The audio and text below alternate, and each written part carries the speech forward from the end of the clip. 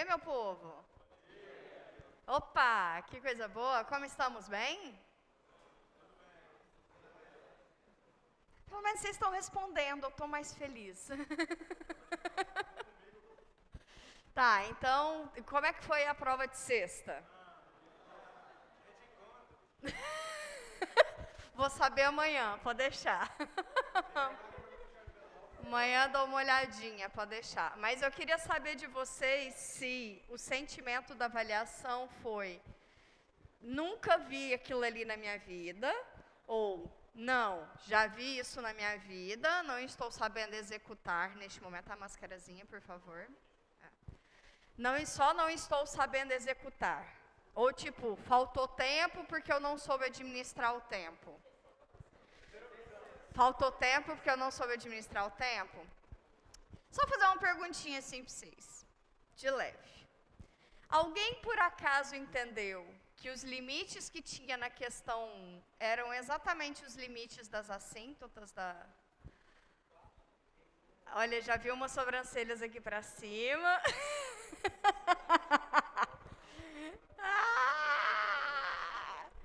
Ok.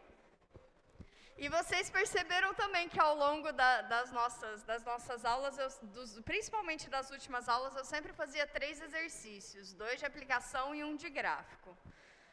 E eu falo pausadamente para poder ensinar vocês, né? Logo, tempo não é o problema. O que faltava era treino de vocês. Okay? O gráfico da prova, vocês perceberam que ele era muito semelhante a um que a gente fez na semana retrasada? Muito semelhante. Tá. Então, de fato, foi um treino. Então, tá mais para uma administração de vocês do que minha do processo, não é isso? A prova estava ali dentro da expectativa, né? Então, tá bom. Era isso que eu queria saber de vocês. Tá bom. Mas, assim, como vocês já têm essa primeira visão de avaliação, percebam que, sabendo disso, dá para treinar e dá para se preparar melhor para a segunda avaliação, né? Eu não vou fugir disso, esse é o meu perfil, eu não vou fugir disso, tá? E eu acho que é muito mais interessante quando vocês se saem bem fazendo coisas mais simples do que vocês, ou vocês não se saírem bem, mas a coisa ser simples, do que vocês se lascarem, desculpa, e a coisa ser muito difícil. Porque daí é muito difícil você julgar até onde a pessoa sabe, entendeu? Eu prefiro fazer provas mais fáceis. Dito isso, temos pessoas nas salas auxiliares? Temos. Sala 8, oi, people, bom dia. Sala 13, oi, pessoas, bom dia. Calminhos, caladinhos. Bom, oi, vocês. Bom, então vamos lá. Então agora nós vamos partir para o nosso terceiro e último módulo, tá? Este módulo é chamado de integração. Ou seja, a gente vai falar do terceiro tipo de cálculo, né? Que eu disse para vocês lá nos probleminhas. Que é o cálculo integral. O cálculo integral, como o cálculo diferencial, precisa do cálculo infinitesimal, tá? Onde a gente precisar, eu vou comentar, mas isso não é cobrado de vocês, tá? E o que for necessário ser cobrado, eu dou técnica, como foi lá na parte de derivação, ok? Bom, a gente pode separar o cálculo, vou contar um pouquinho de história antes. A gente pode separar o cálculo integral no cálculo desenvolvido por Leibniz e o cálculo desenvolvido por Newton, tá? E aí vem o nomezinho Newton do projeto. O Leibniz, enquanto ele desenvolvia o cálculo integral, ele desenvolvia uma parte mais algébrica, mais analítica, na verdade, mais de continha mesmo, tendo controle sobre domínios, enfim, uma coisa mais analítica. O Newton, enquanto desenvolvia o cálculo, fazia com uma pegada mais geométrica, que ele tinha esse perfil mais geométrico. A parte do cálculo integral de Newton é a segunda parte do nosso curso, que é quando a gente falar de integral definida, tá? Tem esse caráter de mais de aplicação, uma pegada mais geométrica, então a gente vai falar de área entre curvas, área abaixo de curva, volume de sólidos, enfim, é uma pegada mais geométrica. E nessa primeira parte do curso, que é a parte mais analítica, que é a parte de Leibniz, a gente já vou apresentar para vocês as técnicas de integração, tá? Então, para que vocês cheguem a aplicar esse método, a gente vai fazer primeiro as técnicas de integração. Uma coisa que é importante sobre isso, depende muito do livro a ordem que é apresentado, tá? Muitos dos livros, e quando eu digo muitos, é a maioria deles mesmo, preferem apresentar o cálculo integral pela parte definida, tá? Então, eles motivam pelo cálculo da área, abaixo de curva, acima do eixo, lá. Eu já dei esse curso com esse viés.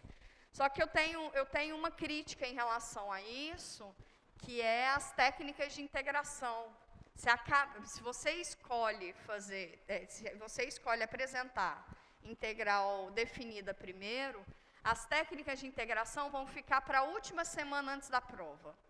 E isso eu não vejo como sendo interessante do ponto de vista de treino, tá? De técnica de vocês, para treinar, para aprender a integrar, tá? Então, hoje a gente já vai ver algumas integrais. Hoje nós já vamos ver, tá bom? Hoje a aula termina a gente fazendo umas integrais já, tá? Mas a próxima aula é técnica, até a semana que vem, até o fim desse ciclo de atividades, são todas as técnicas de integração. Tá bom? Essa parte do nosso curso, ela é muito rápida. Muito rápida. Mas o sentimento que eu tenho, em geral, é que para vocês ela é menos penosa. Por que menos penosa? Porque a parte que vocês precisam mais que é a parte mais dura mesmo, né? Que é aprender a escrever matematicamente, que é assimilar esses conceitos. Esses primeiros conceitos são mais duros mesmo. Agora você já vai pegar a manhinha e vai mais rápido, tá? Então o curso é mais rápido, essa segunda parte, mas ele tem peso de 50% também, ok? Ou seja, dá para recuperar. Se pegar um intensivão, dá para recuperar. Independente das provas de vocês, eu nem olhei ainda, porque também, né? De sexta para hoje, logo. Mas, em falar nisso, sobre algumas coisas burocráticas, eu tenho alguns avisos. Como o sistema caiu no último dia de entrega do estudo dirigido, o projeto ainda está acolhendo os mapas mentais do estudo dirigido, quer dizer, acolheu os que já foram entregues, tá? Ok? Então, o projeto ainda acolheu os mapas mentais. Se você tentou submeter o mapa no último dia, que se não me engano foi ontem ou sábado, acho que foi sábado, né? Se você tentou submeter no sábado e não deu bom, submete hoje ainda, tá? Hoje a gente ainda acolhe, porque às vezes vocês não estavam sabendo, então dá para mandar ainda hoje, tá? Lembrando que a gente precisa de vocês, que vocês executem um estudo dirigido, isso é nota. Esse é o choro que eu não vou ouvir no fim do curso. Tá? Se começar a chorar de nota no fim do curso, eu vou olhar, fez estudo dirigido? Não fez, não quero nem ouvir. Não vou nem ouvir. Tá? Porque não fez, porque não se organizou. Era executar. Ok? Então, essa é a chamada de atenção do estudo dirigido. E a chamada de atenção para a segunda chamada. Já está aberto o formulário para solicitação da segunda chamada, tá? Quem perdeu, tem vários motivos que podem ter sido para ter perdido essa segunda avaliação. Então, para você recorrer à segunda avaliação, justifica isso. Eu quero fazer a segunda avaliação porque, sei lá, passei mal, fiquei doente... Eu fui, mas não consegui executar, e as pessoas que estão nessa categoria já estão separados, né? Então, cada um de vocês explique por que fazer a segunda chamada, tá bem? Então, tá bem. Dúvidas, comentários? a proposta que a gente tem de entrega, então, a segunda chamada vai ser na sexta-feira, certo? Sexta-feira dessa semana. Então, os avisos sobre os locais da prova, já que na sexta-feira nós temos o encontro com dos monitores, né? Os avisos de local vocês vão saber até quarta-feira, tá? E até quarta-feira também é o prazo para solicitação disso. Então, sebo nas canelas, faça isso rápido, tá bem? Professora, a prova é mais difícil? Não é. Eu não quero julgar isso. Se tem professores que costumam fazer segunda chamada mais difícil, eu não sou essa pessoa. Mas eu não tenho problema de fazer 7 provas diferentes. Não tenho. Então, não vai ser nada semelhante a nada que vocês fizeram. Vai ser o mesmo nível de dificuldade? Sim.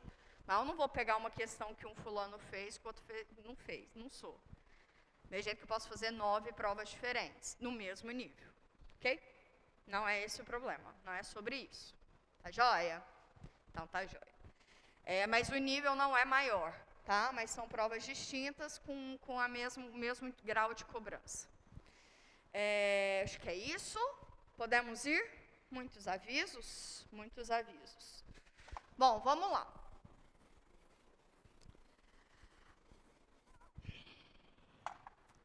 A aula de hoje, eu separei ela no seguinte esquema.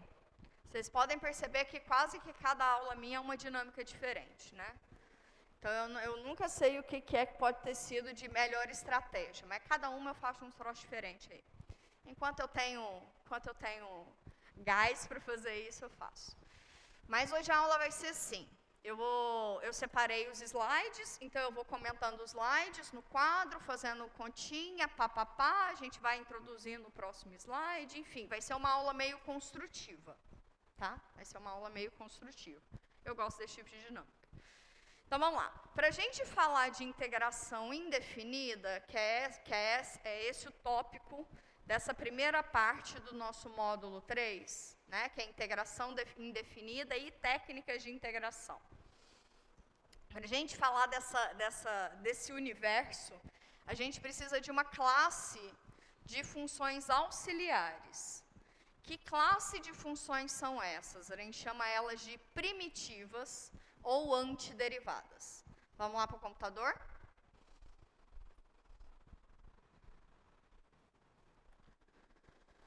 Uma função f grande é dita primitiva ou antiderivada da função f pequeno em um intervalo aberto qualquer, se a derivada da f grande me dá f pequena. Ou seja, se eu obtenho a função f pequena quando eu derivar a f grande. Ok? Ou seja, a primitiva, eu digo que f grande é uma primitiva, se ela é uma antiderivada, ou seja, se ela é a função na qual, quando eu derivo, eu obtenho a f pequena. Tá vendo que eu estou dizendo a mesma coisa de várias formas, né? Isso para qualquer ponto lá do intervalo. Vamos para as primeiras e as mais simples possíveis, tá? Vamos lá para o quadro 1.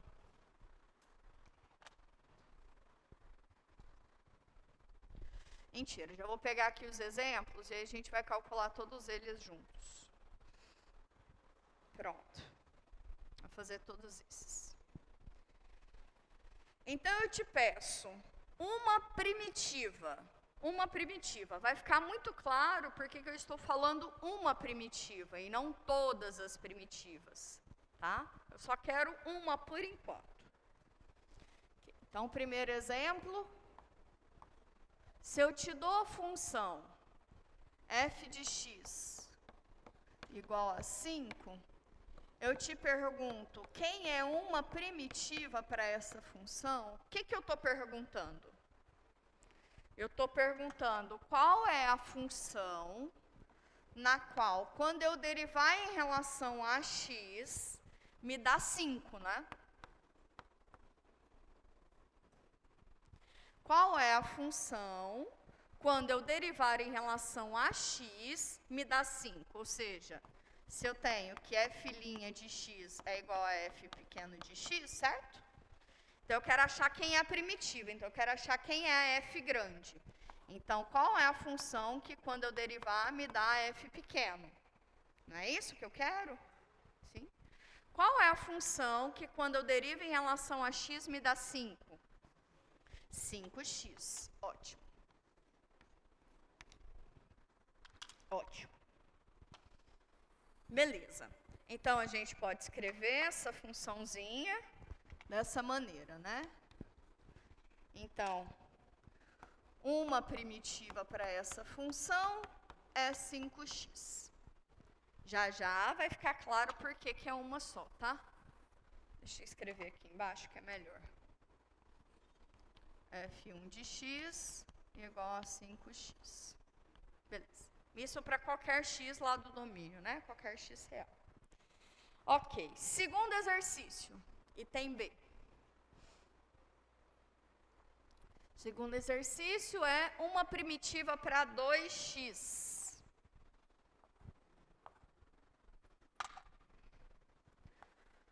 F de x igual a 2 vezes x. Qual é a função que, quando eu derivo, me dá 2x? X ao quadrado. Muito que bom. Então, tá vendo que está bem mais fácil, né? Por enquanto, está bem mais fácil, né? Okay. Então, qual é a função que, quando eu derivo, me dá 2x? Uma delas é x ao quadrado, tá? Beleza. Bom, antes da gente ir para o terceiro, acho que eu quero fazer um exemplinho outro com vocês ainda. Ótimo, não, ele já está ali. Vamos para o próximo. O próximo é o seguinte. Letra C. Qual é a função que, quando eu derivo, me dá 6 vezes x ao quadrado? Uma primitiva. Qual é a função que, quando eu derivo, me dá 6x ao quadrado? Percebam o seguinte. Quando você deriva x ao cubo, te dá o quê? 3x ao quadrado, certo? Quando você deriva x ao cubo, você tem 3x ao quadrado. Então, um quadrado está aqui, que é esse quadradinho aqui, certo? Aqui tem 3. Está faltando 2 para chegar em 6, não é? No produto. Então, se eu acrescento um 2 aqui, fica 2 vezes isso, que é o 6x ao quadrado. Estão comigo? Tá? Porque lembra que a derivada, quando você tem derivada de 2x, por exemplo, o 2 ele não interfere. Basta derivar a função, né? E a derivada de x é 1 em relação a x. Então, quando eu derivo x ao cubo, me dá 3x ao quadrado. Me dá 3x ao quadrado. Como eu quero chegar em 6x ao quadrado, eu preciso multiplicar por 2. Então, se eu multiplico por 2, eu tenho, assim, 6x ao quadrado. Então, qual é uma primitiva para 6x quadrado? 2x ao cubo. Daqui, a gente já pode pensar algumas coisas, tá? A gente já pode ter algumas informações. Primeiro, tentar fazer uma generalização de funções polinomiais. E segundo, tentar fazer uma generalização quando eu tenho constantes multiplicativas, tá? A gente já pode tentar fazer generalizações. Vamos para o próximo exemplo, por favor. O próximo exemplo é o seguinte. Vamos fazer primeiro para a soma. Se a função é 4x mais 6, isto. Quem é uma primitiva? Primeira pergunta. Aqui a gente já vai usar todas as estratégias lá de derivadas, não é isso? Tudo que a gente sabe de derivada, a gente vai usar nesse universo, tá? Daqui a gente já sabe que a derivada de uma constante vezes uma função, a constante não interfere, tá bom? Então fica a constante vezes a derivada da função. E daqui a gente vai usar uma outra propriedade, que é a propriedade da soma, não é? Se a derivada da soma é a soma das derivadas, então uma primitiva para essa soma é achar uma primitiva para essa e somar com uma primitiva para essa, não é isso? Concordam comigo? Então tá bom. Tá, a mesma coisa que achar uma primitiva para uma e somar com uma primitiva da outra. Isso aqui vai ter que dar 4x por aqui e aqui tem que dar 6. Não é isso? Então é isso. Quem é a função que quando eu derivo me dá 4x? 2x ao quadrado. Quem está na dúvida por quê? Quando eu derivo o 2 fica de fora, quando eu derivo x ao quadrado eu dou o tombo e subtraio 1 no expoente. Né? Então fica 2 vezes 2 vezes x, 4x. Okay? Quem é a função que quando eu derivo me dá a constante igual a 6? 6x. Como é que você deriva 6x? É 6 vezes a derivada de x. Quem é a derivada de x em relação a x? 1. Ok. Então, essa função aqui é 2x ao quadrado mais 6x. Ok. Aqui eu não coloquei f2, f3 de x igual a 2x ao cubo e f4 de x igual a 2x ao quadrado mais 6x. Tamo junto? Tamo junto. Tranquilo por aqui, até aqui? Tranquilo? Tá tranquilo. Tá, agora eu posso perguntar para vocês o seguinte, e é a primeira posição. Se eu tenho uma função que é primitiva, uma função f grande, que é primitiva de f pequeno, então para qualquer pontinho, para qualquer valor constante c, f de x mais c também é uma primitiva para f. Vamos entender? Vem cá comigo, antes da gente demonstrar isso. Lembra que eu disse que isso aqui é só uma primitiva, não é? É só uma primitiva. Por que é só uma primitiva? Vamos pegar nesse caso aqui, por exemplo. Esse caso aqui. A gente disse que x ao quadrado é uma primitiva para 2x, certo? Mas e se eu fizesse x ao quadrado mais 5? Qual é a derivada de x ao quadrado? 2x. Qual é a derivada de 5? 0. Então, continua caindo nessa mesma função, não é? Ou seja, se eu tenho uma função primitiva, na verdade, eu tenho uma família de funções primitivas, porque ela mais uma constante me dá uma família todinha, tá? Então, tem diferença se eu colocasse 5 ou se eu colocasse π? Não, né? Tem diferença se eu colocasse coraçãozinho, desde que eu falasse que coraçãozinho é um número real? Mesma coisa, né? Mesma coisa. Então, se eu tenho que o f grande é uma primitiva de f pequeno, na verdade, a família de funções f grande mais uma constante é uma família de primitivas para função, certo? Porque basta vocês pensarem o seguinte, esse caso aqui é quando a constante é igual a 0, né? Quando a constante é igual a 0, é essa situação que você tem. Então, na verdade, de maneira gráfica, e aí vocês podem achar em alguns livros, o povo da dinâmica gosta disso, na verdade, quando você acha uma primitiva, como você ganha de presente uma família de primitivas, Você ganha uma família de curvas transladadas a ela. Para cada Czinho, aqui é quando C é igual a 0, quando C é igual a 1, quando C é igual a 2, você pegar só os Cs inteiros, na verdade você tem uma família de curvas dando essas primitivas, tá? Ok.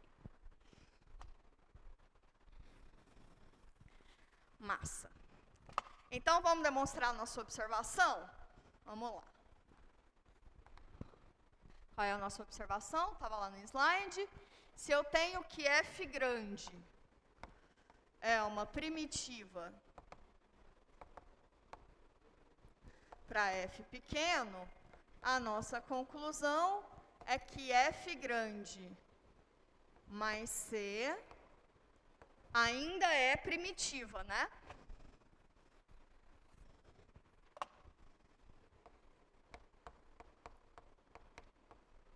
Também é primitiva.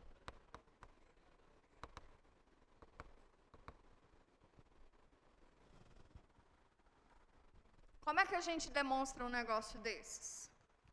Primeiro ponto, se f grande é uma primitiva de f pequena, quer dizer que a derivada da f grande em x me dá f pequena em x, não é isso? Isso é só da definição de ser primitiva. Tá? F grande se a f grande é a função na qual a sua derivada dá f pequeno, então a gente chama de f grande a primitiva de f pequeno. Então, isso aqui é só da definição. Tá. Aí, o que eu quero mostrar é que f grande de x mais c, com c um número real qualquer, ainda é uma primitiva para f pequeno, né? Então, qual é a estratégia? Deriva f de x mais c. Se a derivada de f de x mais c der a f pequeno, ok. Não é isso? Sim para um assim? Entenderam a estratégia? Sim? Então tá bom. Derivada da soma? Soma das derivadas. Então, isso aqui é f' de c de x mais a derivada de uma constante. Okay? Derivada da f grande em relação a x, f pequeno. Derivada de constante, 0. Essa linha aqui nos diz, então, que se a f grande é uma primitiva da f pequeno, f grande mais c ainda é uma primitiva da f pequeno. Tá? A conclusão de que isso tudo já me dá a família de primitivas, já a gente vai ver. Tá bom? Segunda observação. Dúvidas aí? Não, né? Isso aqui foi só a formalização do que a gente tinha concluído pelo exemplo, certo? Certo.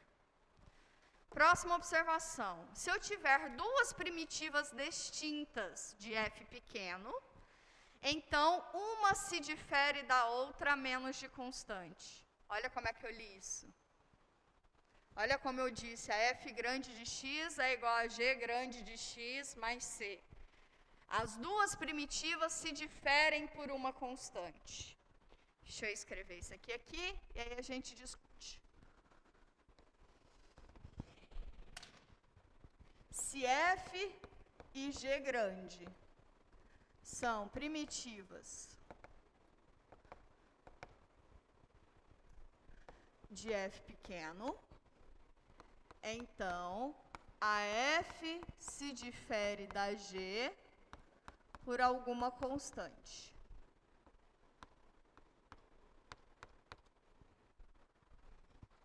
A f é igual a g a menos de constante. Uma é a outra transladada.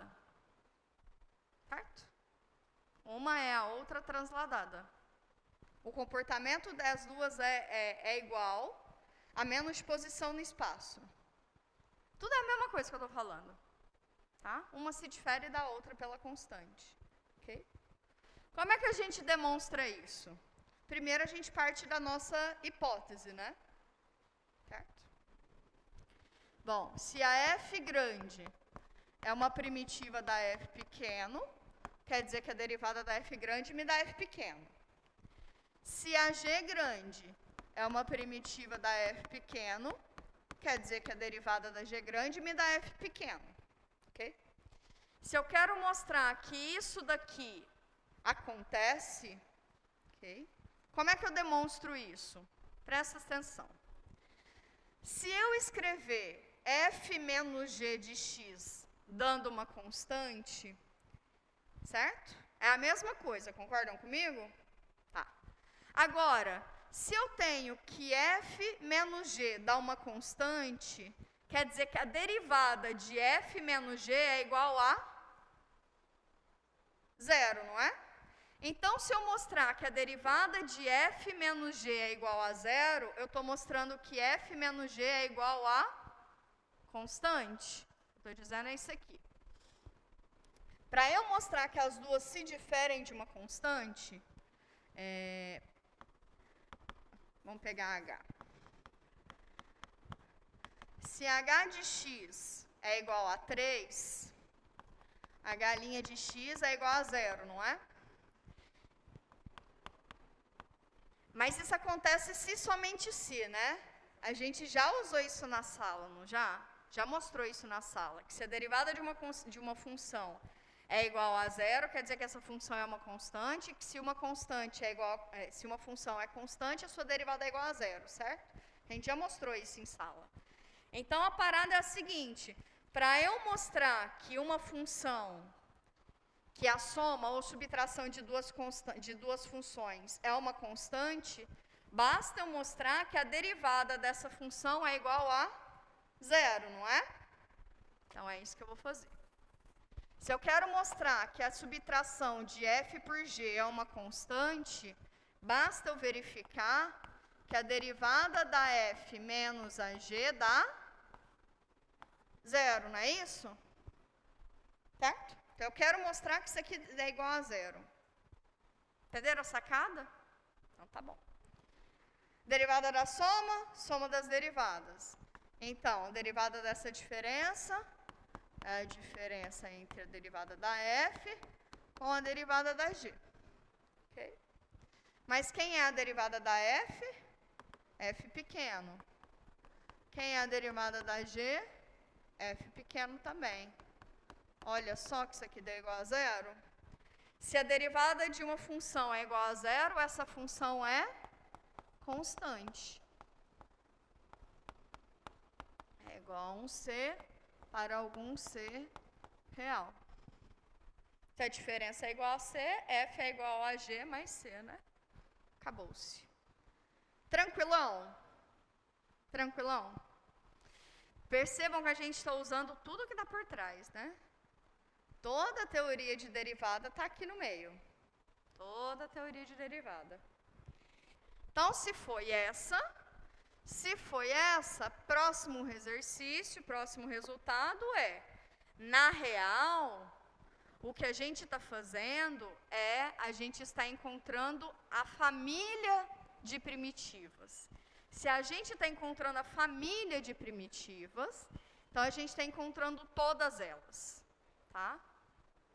Na real, o que a gente está concluindo com esses dois resultados é que isso nos dá a família de primitivas, tá? E se você já obtém a família de primitivas, você obtém todas elas. Então, se você achou uma primitiva, você achou todas elas, sacou? A menos de constante, você achou todas elas, tá? E pensa em um negócio, pode ser que cada um encontre primitivas distintas, não tem problema. Mas se elas estão na mesma família de primitivas, é tudo a mesma coisa, tá bom? Pode ser que pessoas encontrem primitivas distintas, e aí é uma coisa delicada para colocar gabarito, tá? Porque pode ser que eu integrando chegue em um resultado, e vocês integrando cheguem em outro. Mas se eu derivar, tem que voltar na mesma. Espera aí que eu vou beber água.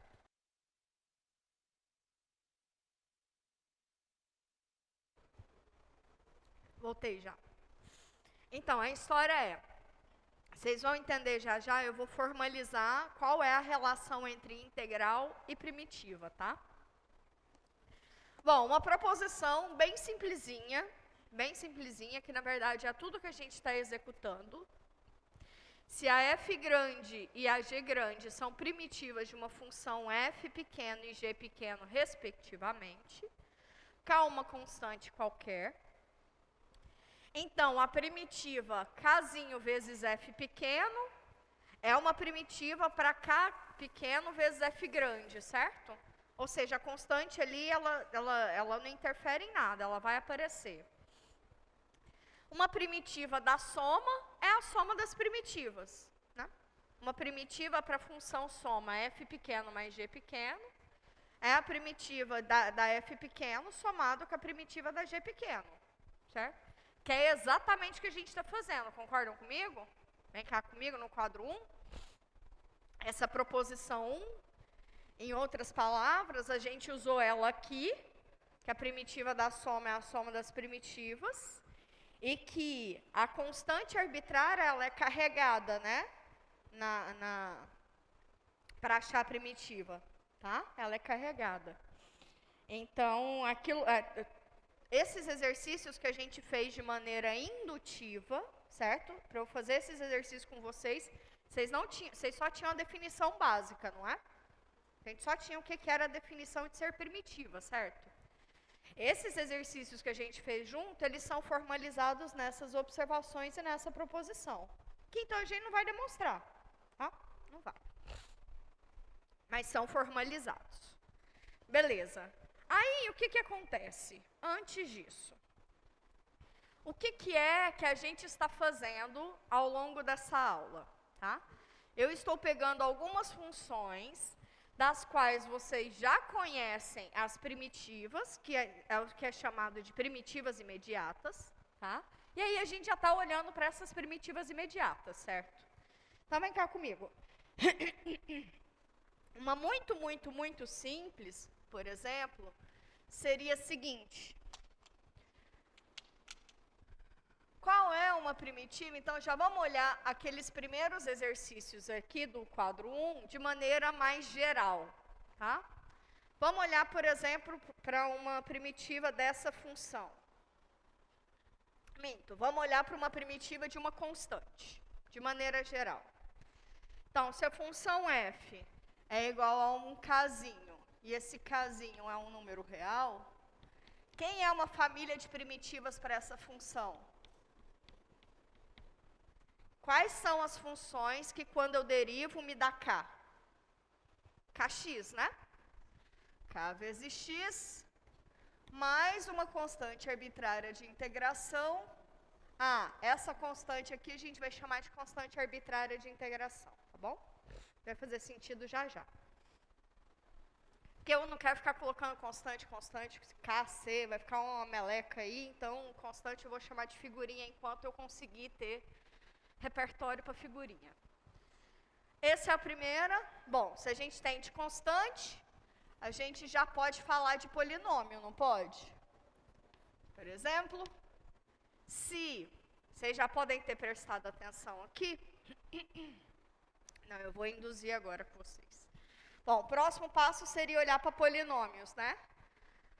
Bom, se a f de x é igual a x ao quadrado, pode ser para x primeiro. Se a f de x é igual a x, quem é uma família de constante para essa função? Quais são as funções que, quando eu derivo, me dá x? Se eu derivar x ao quadrado, isso aqui me dá 2x, não dá? Então, eu tenho que tirar esse 2 aqui, não tenho? Como é que eu tiro esse 2 aqui? Tirando aqui. Entenderam a sacada? Isso aqui é x. Então, uma primitiva para a família de primitivas, que agora a gente já pode falar assim, né? Família de primitivas para f de x igual a x é x ao quadrado sobre 2 mais uma constante arbitrária qualquer. Pronto? Estamos juntos? Então, se a gente já sabe fazer para x, a gente já sabe fazer para x ao quadrado, né? Quem é que, quando eu derivo, me dá x ao quadrado? O mais próximo de chegar a x ao quadrado é derivar x ao cubo, concordam comigo?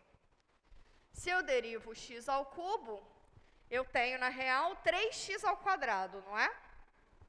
Tenho 3x ao quadrado. Mas eu não quero esse 3 na jogada. Quero eliminar esse 3. Então, como é que eu faço isso?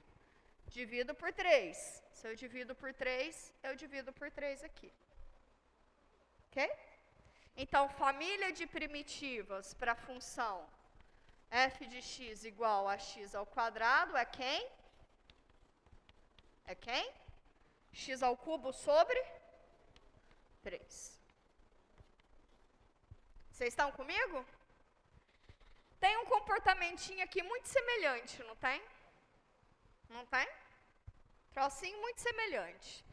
Que se aqui é x, se a funçãozinha é x, a primitiva dela é x ao quadrado sobre 2. Se a função é x ao quadrado, a primitiva para ela é x ao cubo sobre 3.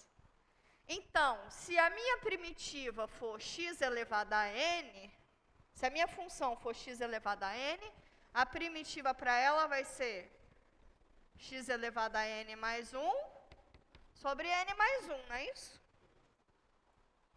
Sim? Perceberam? É indutivo mesmo. Aqui a gente tem um problema, só um problema, que é quando n é igual a menos 1, tá? Quando n é igual a menos 1, dá problema nesse denominador. Então, para n diferente de menos 1, isso aqui não acontece. E, na real, é porque a derivada é outra, tá? Vou apagar essa parte aqui de baixo, pode? Qual é a derivada outra?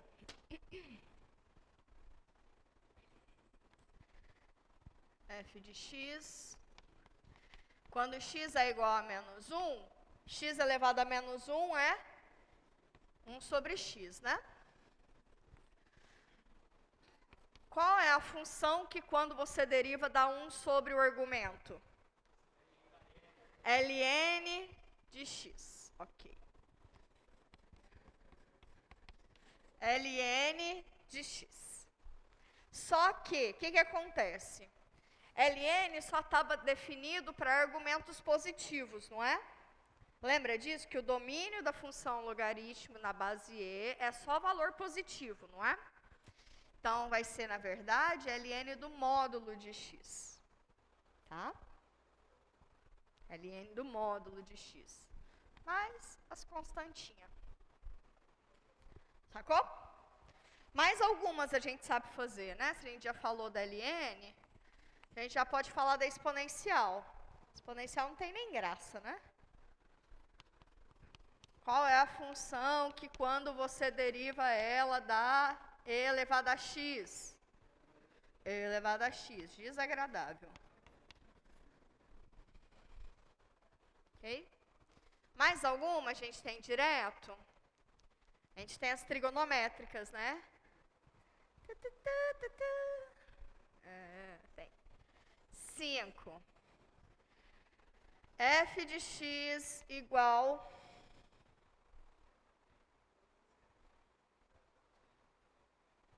Vou fazer do cosseno primeiro. Qual é a função que quando você deriva dá cosseno? Seno.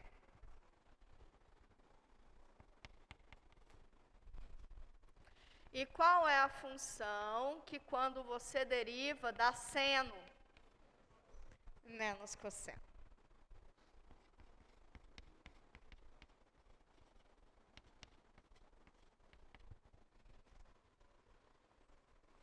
Beleza. Se a gente tem de seno e cosseno, a gente tem de variações delas, né? Algumas a gente já sabe fazer direto. Por exemplo, qual é uma primitiva para a função secante ao quadrado?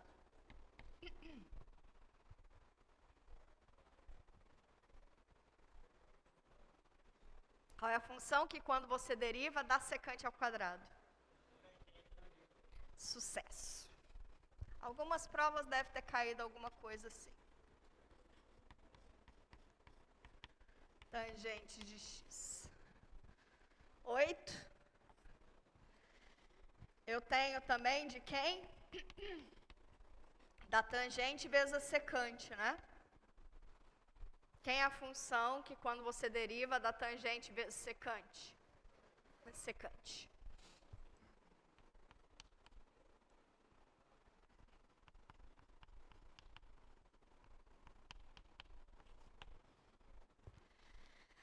Cotangente, cossecante, vem de variações dessas, tá? Vocês não precisam ter nenhuma técnica para poder achar essas primitivas, tá? E aí agora a gente já tem também dos arcos, né? Agora vocês vão precisar dos arcos. Juro por papai do céu, não vai dar para fugir não. Bom, vamos lá para os slides que todas elas praticamente eu já deduzi com vocês, né? Essa primeira, que é de uma constante, a gente já definiu junto, já verificou ela junto. A letra B, que é de polinômio, a gente já definiu ela junto, né? Já deduziu ela juntos. A da exponencial, deduzimos juntos. A do 1 sobre x, que é ln do módulo de x. Não esquece esse módulo que vai perder notinha. F de x igual a cosseno de x. F de x igual a seno de x. F de x igual a secante ao quadrado de x. Aí, da cossecante ao quadrado não é difícil de vocês deduzirem, mas é menos cotangente de x. Secante vezes tangente, que é a secante. Cossecante vezes cotangente, que é menos cossecante. E aí vem dos arcos, tá? A derivada do arco cosseno de x. E lembra que para falar de derivada de função trigonométrica são periódicas, lembra? Para eu falar de uma função, da derivada de uma função que é inversa de outra, eu preciso que aquela função seja injetiva. Então, para falar nisso, eu preciso ter um intervalo em que essa função seja injetiva, tá? Por isso que eu só falo da derivada da função arco-cosseno em algum intervalo em que a função cosseno é injetiva, tá? E a função cuja derivada é menos 1 sobre raiz de 1 menos x ao quadrado é o arco cosseno. A função cuja derivada é 1 sobre raiz de 1 menos x ao quadrado é o arco seno. A função a derivada é 1 sobre 1 mais x ao quadrado é arco tangente. Essas três são importantíssimas e serão importantíssimas a partir da semana que vem, tá? Então, eu vou dar um tempinho aí até vocês conseguirem administrar, relembrar essa dedução, essa derivada, tá bom? Mas, semana que vem, a gente vai precisar valendo, tá? Então, tá bom. Dito tudo isso, vamos definir a nossa integralzinha indefinida, tá? Se eu te dou que f grande é a primitiva de uma função f pequeno, a expressão, essa família de primitivas, tem uma denotação matemática para ela, que é essa cobrinha, fzinha de x, dx. Vou escrever isso aqui para vocês. Ô, gente, onde que eu quero apagar? Vou apagar aqui.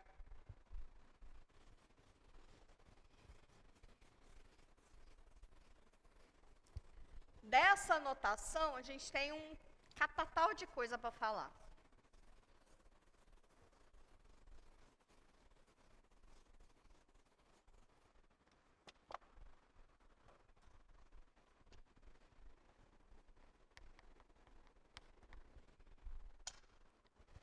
Se f grande é uma primitiva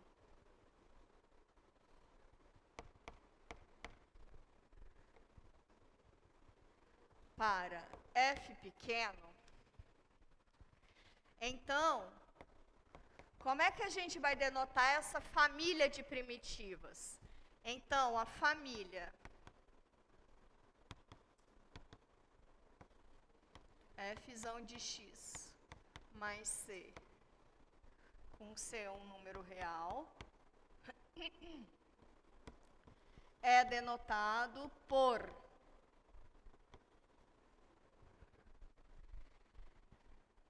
essa família f de x mais c, a gente denota ela como sendo, isso aqui é definição ou denotação, tá? A integral da f pequena dx.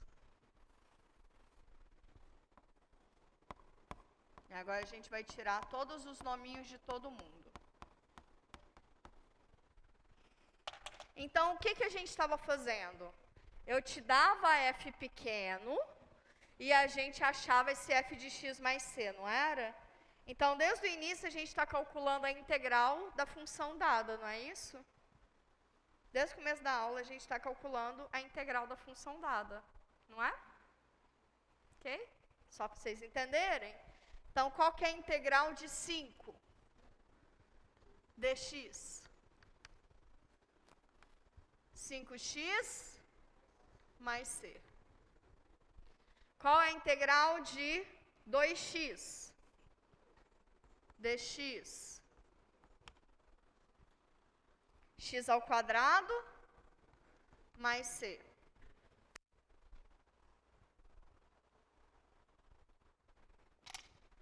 Qual é a integral de 6x ao quadrado?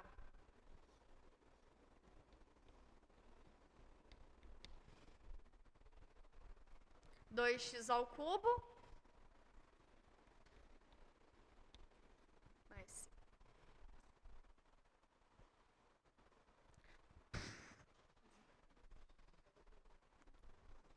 Vou falar mais sobre essa definição, tá?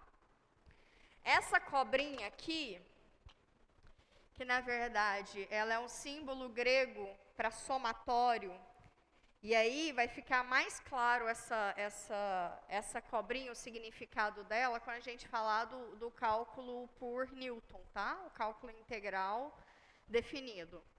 Mas isso aqui é um símbolo de somatório, tá? E ele chama de integral. Adivinha como é que essa função f de x chama?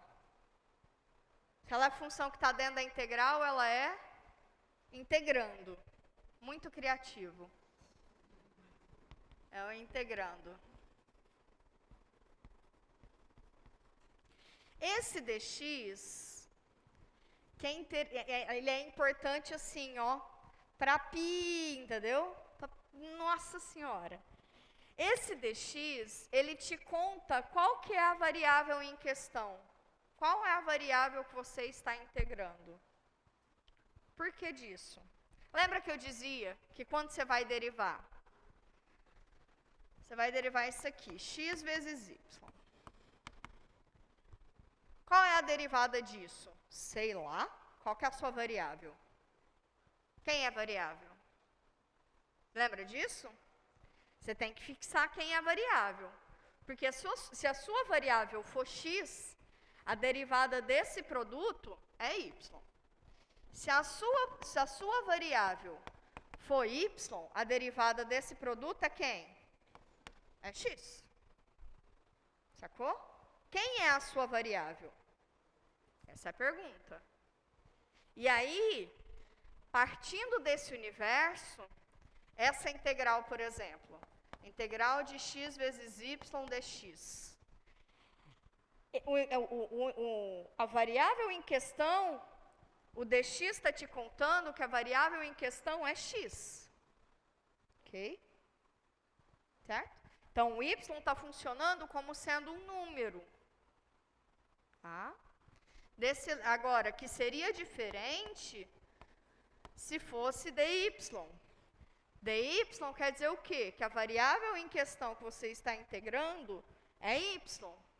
Então, o x vai funcionar como sendo uma constante. Tá claro isso? Para todo mundo? Tá claro? Isso precisa ficar muito claro. E isso te conta a necessidade, a obrigatoriedade de você colocar o DX. Ok? Esse símbolo aqui, qualquer pessoa que saiba minimamente cálculo 1, vai te dizer, eu não sei o que é isso. Eu não sei o que é isso. Uma cobrinha com uma variável ao quadrado, eu não sei o que é isso. Isso aqui é uma integral. Vocês entenderam? Você esquece esse dx para vocês verem. Esquece para vocês verem. Tá bem? Então, esse camarada aí, ele é chamado pode ser chamado de diferencial. Diferencial. Ele vai fazer mais sentido também quando a gente falar de integral definida. Agora, essa banda aqui, do lado direito, é a família de primitivas, né? São as primitivas.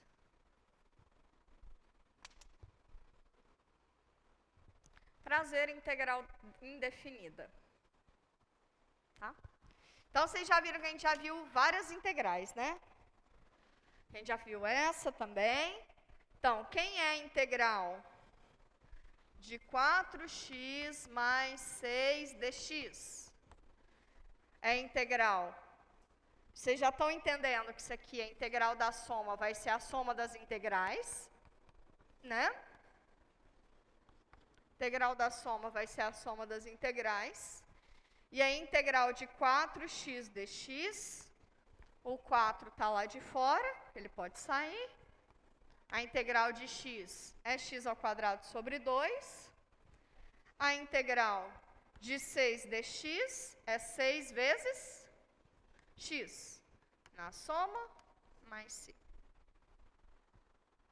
4 sobre 2 é 2. Tranquilo? Tranquilo? Tranquilo. Outras que a gente já sabe daqui é que a integral do seno de x é quem? Menos cosseno de x. A integral do cosseno é quem? De x dx é seno de x dx. Seno de x mais c. A integral da exponencial, não é graça nenhuma. É ela mesma. Eu falo graça nenhuma, mas na verdade isso aqui tem várias implicações, tá? A integral de 1 sobre x, dx, ln do módulo de x, mais sua constante. Esquece esses módulos não, Jesus. A integral de qualquer polinômio, adiciona 1 no expoente e divide por esse novo expoente. A integral de constante, em relação a x, é essa constante, vezes x, mais uma outra constante qualquer. Integral da secante ao quadrado, de x, dx, tangente de x, mais c. Integral da secante vezes a tangente é quem? Da secante vezes a tangente é a secante de x mais c. Temos várias integrais já. Essas, na verdade, entram no pacote de integrais imediatas, tá? Integrais imediatas, porque se você tem produto de funções que não são integrais imediatas, por exemplo, tangente vezes secante é um produto de duas funções, mas o produto dessas duas funções possui uma integração imediata, né? Quando você começa a ter operações entre funções, a partir daí é que a gente vai precisar das técnicas de integração, ok? E a primeira delas é a partir da necessidade de calcular a integral de funções que são compostas, tá? Cenas da quarta-feira, mas até lá a gente tem mais um trocinho.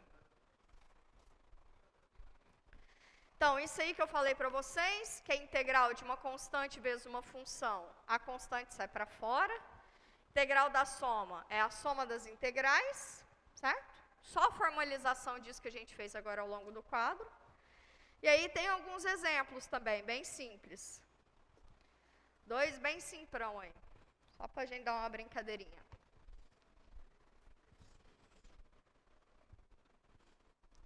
Bom, qual é a integral de g de x, onde g de x é 3 vezes o seno de x dx?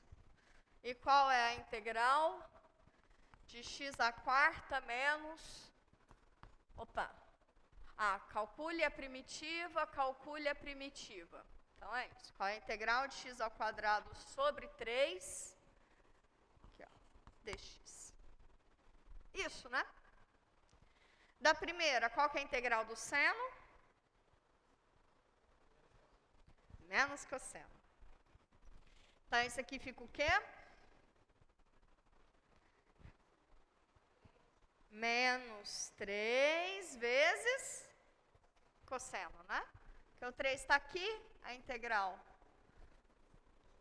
do seno é menos o cosseno, então fica 3 vezes menos cosseno x mais c, que é menos 3 cosseno x mais c. Alright? Alright. Próximo, a integral da soma é a soma das integrais. Então, isso aqui fica a integral de x à quarta dx menos a integral de x ao quadrado sobre 3 dx. Integral de x à quarta dx, aumenta 1 no expoente e divide por esse novo expoente. Então, é quantos?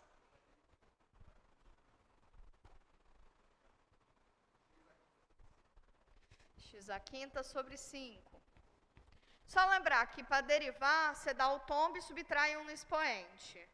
Para integrar, como é o inverso, você aumenta 1 no expoente e divide por esse novo expoente, tá bom? 1/3 vem para fora. Qual é a integral de x ao quadrado? Aumenta 1 no expoente e divide por esse novo expoente, né? Então, fica x ao cubo sobre 3 mais c, só juntando os juntáveis, x à quinta sobre 5, menos 1 sobre 9, x ao cubo, mais sua constante. E aí, essa constante aqui, ela recebe o nome de constante arbitrária de integração. Ou constante de integração, tá? Depende muito do livro. Constante arbitrária de integração ou constante de integração, tá?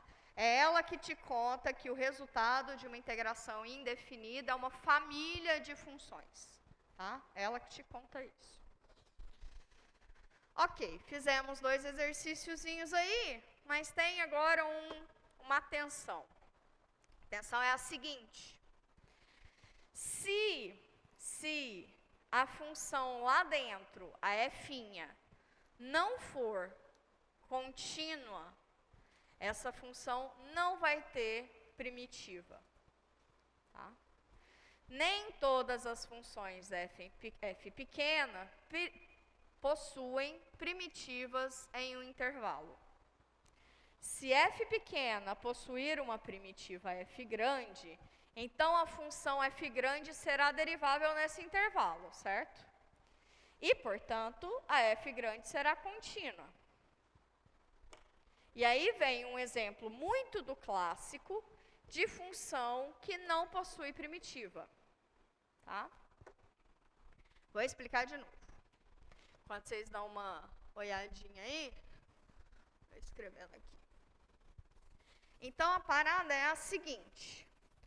para que uma função f pequena possua primitiva, essa função f pequena precisa ser contínua. Por que ela precisa ser contínua? Porque a f grande é tal qual ela tem que ser derivável e a sua derivada dá f pequeno, né? Raciocina aqui comigo.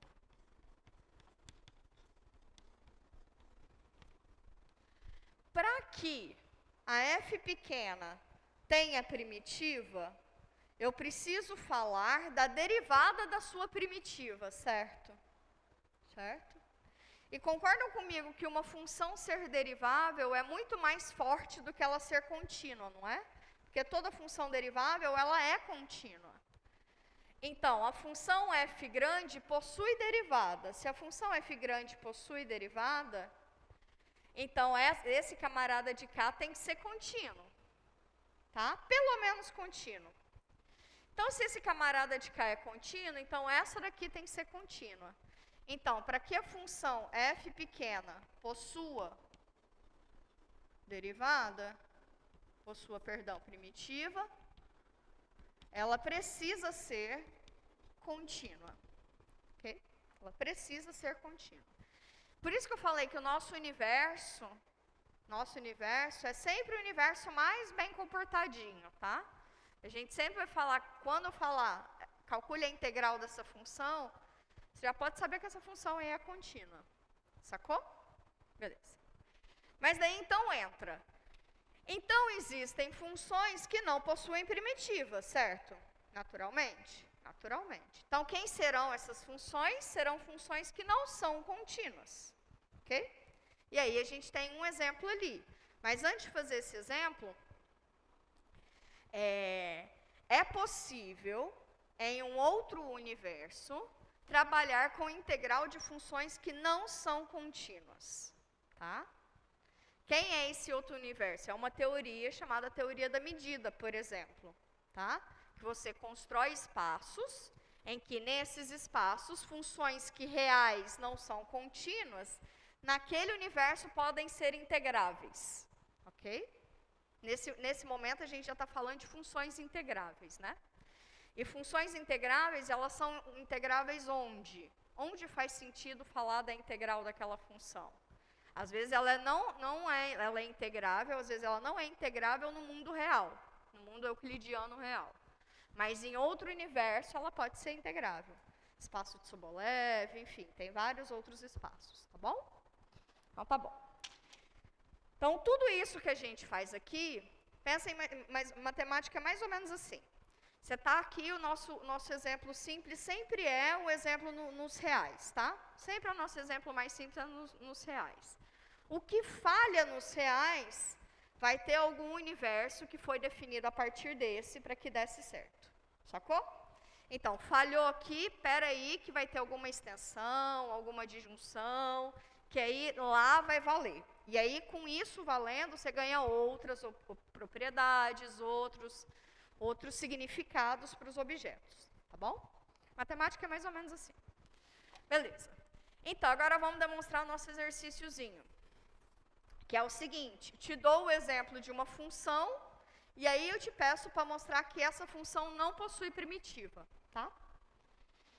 Qual que é a função? Volta lá para nós. Pris dou.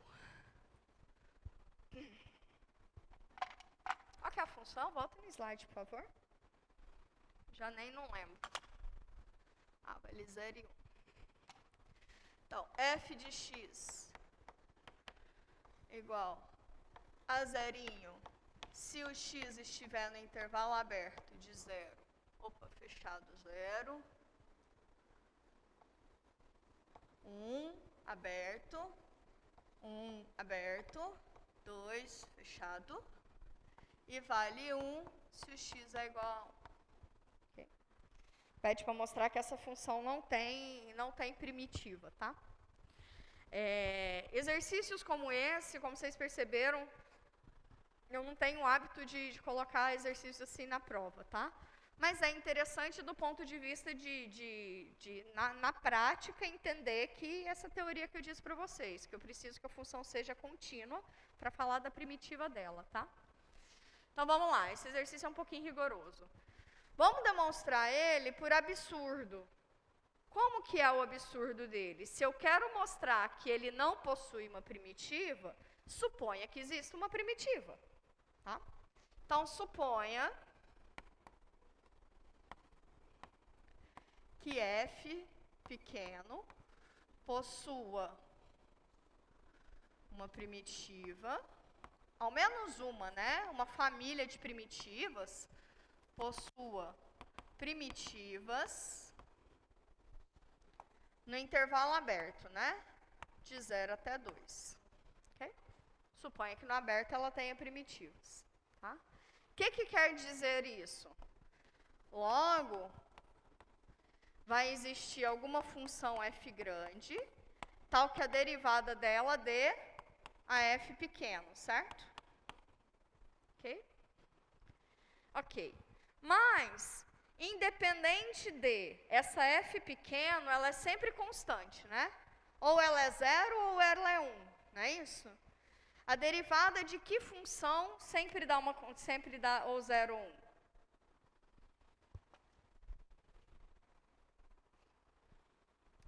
Melhor. Vamos separar? Vamos separar melhor. Vamos pegar o seguinte. Eu quero pegar quem é que seriam essas primitivas, tá? De 0 até 1, de 0 até 1 e de 1 até 2, a função vale 0. Quem é uma função cuja derivada dá 0? São funções constantes, não é isso? Certo? Funções cuja derivada é 0 é sempre constante. Então, eu sei que a primitiva vai ser constante, tá? Pode ser que nessa banda aqui seja uma primitiva e pode ser que aqui seja outra primitiva, não tem problema, tá? Logo, isso aqui acontecendo. Logo, uma primitiva pode ser uma constante, isso aqui é para x de 0 até 1. E a outra primitiva, que também vai ser uma constante, vai ser um certo C2 para x de 1 até 2. Tá? E tanto C1 quanto C2 sendo números quaisquer. Ok? Beleza. As primitivas, como a gente já viu, elas são deriváveis, né? E, portanto, contínuas. F1 e F2 são deriváveis. E o que me implica, então, que elas são contínuas. São contínuas. Se elas são contínuas, então quer dizer que elas são contínuas em todos os pontos, né? Qual é o ponto em comum entre elas? Então, em particular, a função f1 vai ser contínua em x igual a 1, e a função f2 também vai ser contínua em x igual a 1, certo? Porque se elas são contínuas em todos os pontos. Então, em particular, em x igual a 1, que é em comum nos dois, ambas serão contínuas, certo? Ou seja, o limite de quando x tende a 1, o 1 está de cá, né? Tende a 1 pela esquerda, de qual função? Da f1. É igual ao limite de quando x tende a 1 pela direita. Quando que o x tende a 1 pela direita? É da f2. São iguais, né? E são iguais a quem? A f grande em 1. Posso chamar ela f grande em 1. Ok? Onde a f grande é a derivada, é igual a f pequena derivada. Ok. Tá bom? É como se eu estivesse quebrando essa f grande em uma possibilidade de CF1 e CF2, tá bom? Podem ser distintas. Por um lado aqui, quem é o limite de f1 de x quando x tende a 1 pela esquerda? Para qualquer 1, ele é C1, né?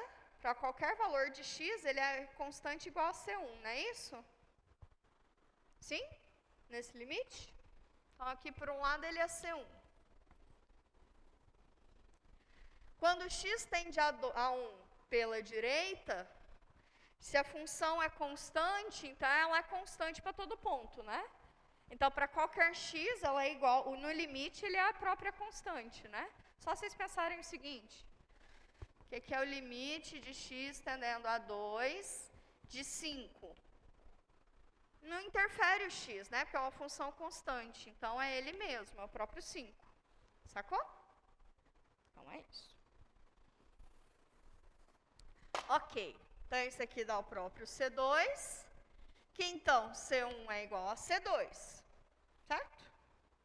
Certo. Por outro lado,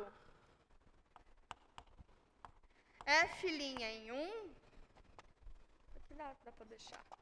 A derivada da f grande em 1 é igual à função em 1, certo? Certo? Se por um lado a derivada em 1 de qualquer uma delas dá 0, isso aqui é 0, e a f de 1 é igual a 1, eu estou chegando que 0 é igual a 1? Não, né? É um absurdo, não é? É um absurdo. Então, eu cheguei na conclusão de que, na verdade, não tenho duas primitivas distintas, certo? Que eu achei que eu tivesse, porque tem uma picadinha ali do intervalo. Cheguei que as duas primitivas são iguais. Mais do que elas serem iguais, na verdade, elas nem existem, né? Porque eu cheguei aqui num absurdo matemático. De onde que surgiu esse absurdo matemático? Surgiu exatamente da hipótese de que a f pequena possuía primitiva. Se eu parto do princípio que ela possui primitiva, quer dizer que isso aqui acontece. Pode ser que sejam duas diferentes. Tá? Por um lado, eu mostrei que se existir não são duas diferentes, é uma só, porque C1 vai ser igual a C2. Mas, na real, por causa da continuidade desta função, que as duas são iguais, mas pelo fato de partir da hipótese de que essa f grande é uma primitiva da f pequeno, isso tem que acontecer para todos os pontos, né? Como para 1 não vai acontecer, porque para um lado vai ser 0, para o outro lado dá 1, então quer dizer que isso não acontece, tá? Como é que se demonstra por absurdo? Você supõe que o contrário seja válido, e aí você vai chegar em algum absurdo matemático. Qual foi o absurdo matemático? Concluir que 0 é igual a 1. 0 não é igual a 1, né? Então, não acontece. Esse aqui é o símbolo que a gente denota para absurdo. Tá? É uma setinha meio bamba para baixo. Quer fazer umas integraizinhas? Vambora, já tem uma aqui para vocês.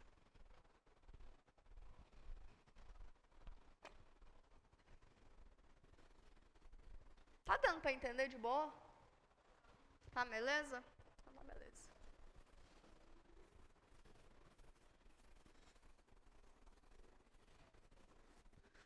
Posso até começar a falar de uma técnica de integração, se vocês quiserem. Não. Não. Pronto, vou tirar uma integral aqui da caixa. Primeiro vamos resolver essa daí, depois eu já tenho uma aqui na minha cabeça, tá bom? Dessas meia doida que eu dou do nada. Então, eu quero achar a integral de quem? Seno de x sobre cosseno ao quadrado de x dx. Não esquece do dx, não esquece do dx, não esquece do dx, não esquece do dx.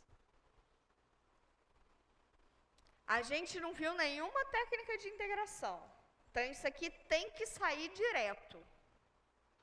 Tem que sair direto. Como é que eu posso olhar essa função?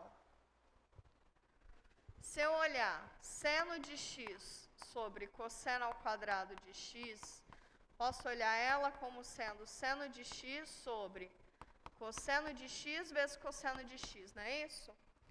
No produto, eu posso dar uma picadinha assim, né? Sim? E aí fica o quê? Quem é seno sobre cosseno? Tangente. Sobrou 1 sobre cosseno, não é? Quem é 1 sobre cosseno? Hã? Secante. Então, na real, essa integral é o quê? É a integral de tangente de x vezes secante de x dx. Quem é a função que, quando você deriva, dá tangente vezes secante? Qual? Secante. Secante de x mais sua constante arbitrária de integração favorita. Difícil isso? Até agora, o que eu estou revisando, o que eu estou falando com vocês é a mesma teoria que a gente já tem, vista de outra maneira, né? Certo? Peguei a mesma coisa, estou olhando só de outra maneira, né? Tá certo? Então tá bom. Agora vamos aqui, tirar uma da cachola.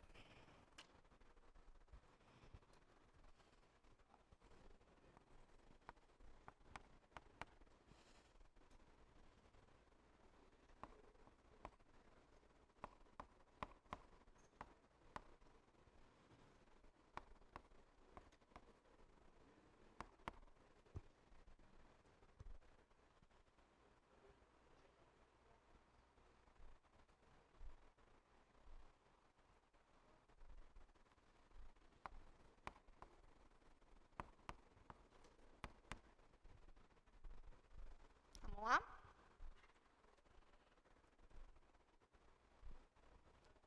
Esse daqui eu posso até colocar ele de outra maneira.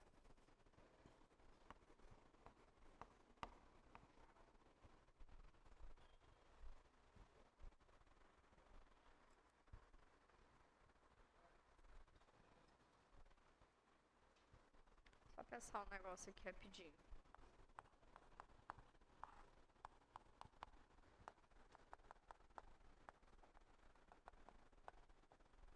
Beleza.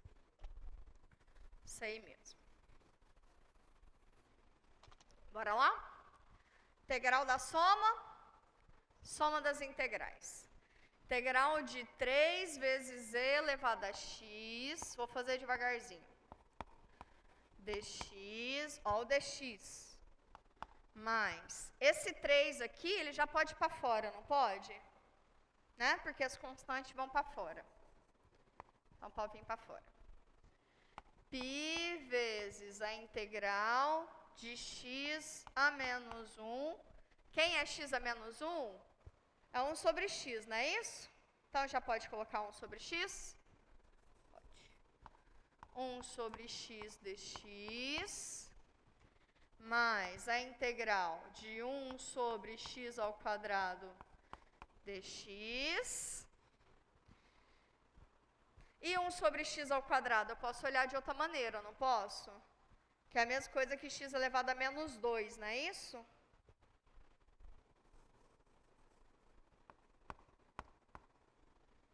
Ok. Mais 5 vezes a integral do cosseno de x dx. Certo? Separei. Na soma, coloquei as constantes, os escalares em evidência. Das vezes falta os nomes, menino. Das vezes falta. Então, bora lá. Integral da exponencial.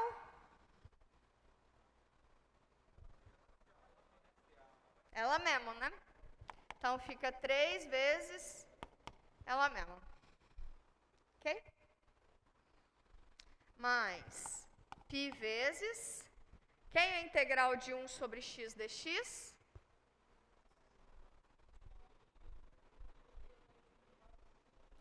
ln do módulo de x. ln do módulo de x. Mais. Quem é a integral de polinômio?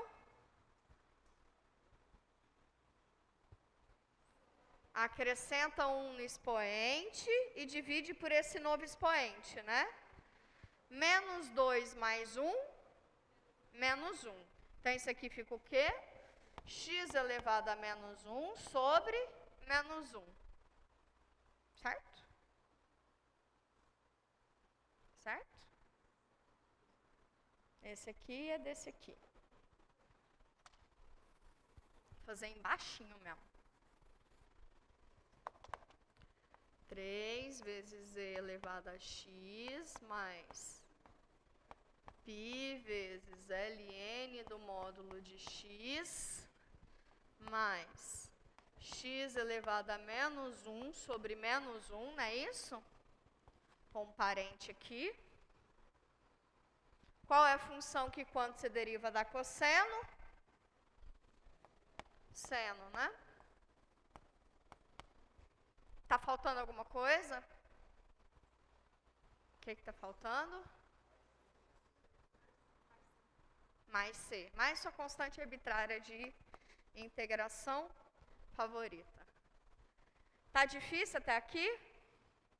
Não?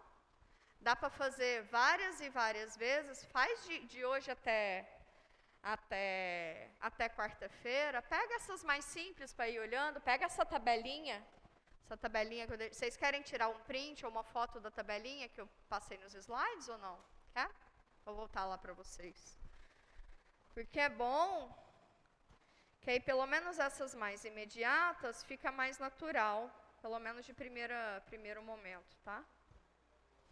Quem quiser tirar uma foto.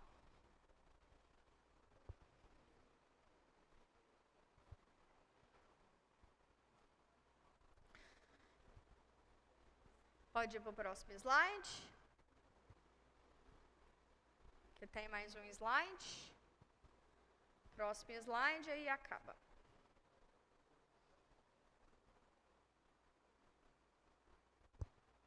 Tá bem? Essas são as integrais, as primitivas imediatas e, portanto, as integrais imediatas, né? Integrar essa fzinha é encontrar essa fzona que é a família, tá? Então, dá uma olhadinha nisso, porque a próxima aula, que é a aula de quarta-feira, a gente já vai olhar a primeira técnica de integração, que, por exemplo, é para integrar alguma coisa tipo essa função. Ok? A gente sabe que a integral da exponencial é chatinha ela mesma, né? Chatinha não, sim. Tem lá suas propriedades. Mas, nesse caso aqui, a gente já está olhando para uma função que é composta, né? Ok? Do mesmo jeito que a gente tinha uma estratégia lá para a derivação de funções compostas, que era a regra da cadeia, aqui a gente vai ter uma propriedadezinha também, uma técnica, que vai ser a técnica de substituição. Tá? É a mais simples de todas. Então, para as cenas dos próximos capítulos, substituição, tá bom? Chega, tá ótimo? Não falei rápido, acho que foi tranquilo, acho que dei todos os recados. Fiquem bem, se cuidem. A ideia é que dessa para a próxima semana vocês já tenham as notas das provas em mãos, ok? Fiquem bem, se cuidem, até quarta.